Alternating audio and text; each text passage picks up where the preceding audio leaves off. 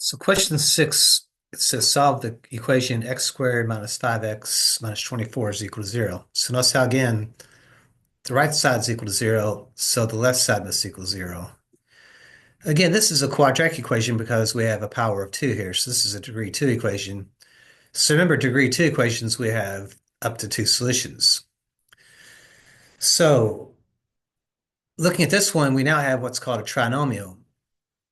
This trinomial takes on the look of x squared plus bx plus c.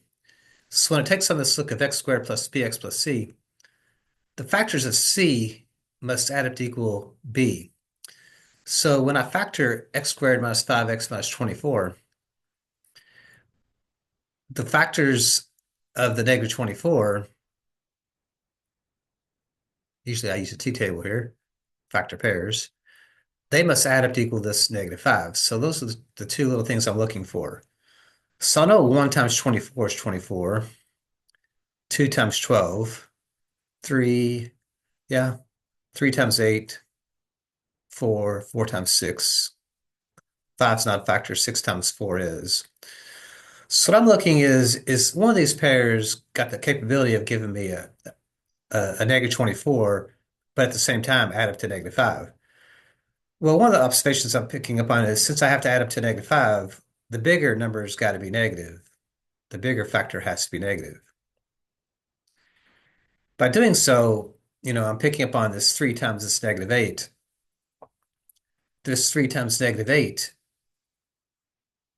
does give me negative 24, and 3 plus negative 8 does give me this negative 5. So this tells me that this problem is factorable. So what we can do is set up our two sets of parentheses, and we set it equal to 0.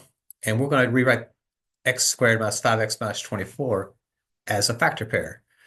So since there's only one way to get x squared, we know that the first terms are just going to be x and the x, because x times x is going to give me this x squared. But what goes in these two positions are going to be the factors of the negative 24, the 3 and the 8. So the plus 3 and the minus 8. So that now becomes the factorization, because if you do the outer and inner terms, negative 8x and a 3x does give me my middle term of negative 5x if I fold that all back out. Now we're able to use the multiplication property 0. For this to equal 0, one of these factors has got to equal 0. So we set up two little equations. We set up, well, what makes x plus 3 equal to 0? Or what makes x minus 8 equal to 0? So if we solve these little equations, I can subtract 3 on both sides, or just move the 3 over and it becomes negative 3, because negative 3 plus 3 does give me 0.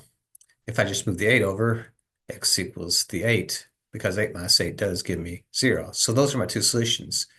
So notice how it says use a comma to separate your answers. So you would have x equals then negative 3, comma 8 would be your two solutions. So that would be where we are with that problem. So we can actually use this strategy here in factoring, where the factors of C have to add up to B. And a lot of times I like to use what I call the big T and just create our factor pairs there.